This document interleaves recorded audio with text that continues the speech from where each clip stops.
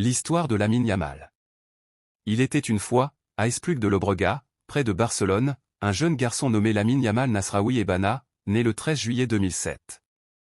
De père marocain et de mère équato-guinéenne, Lamine grandit dans un quartier modeste, un ballon toujours collé à ses pieds. Dès ses premières foulées, on voyait déjà qu'il n'était pas un enfant comme les autres. Son toucher de balle, sa vitesse, son instinct devant le but, tout indiquait qu'il avait un don.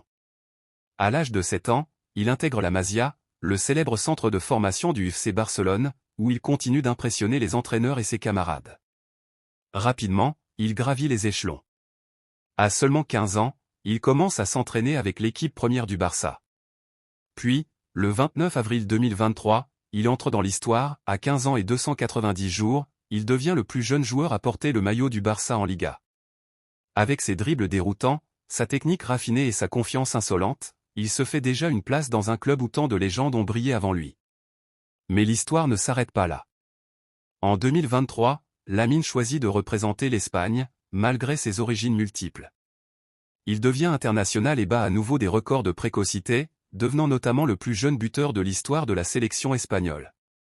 Aujourd'hui, à 17 ans, Lamine Yamal est considéré comme l'un des plus grands talents du football mondial.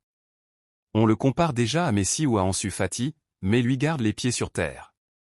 Pour lui, tout n'est qu'un jeu, un plaisir, courir après le ballon, faire lever les foules, et inscrire son nom dans la légende du football.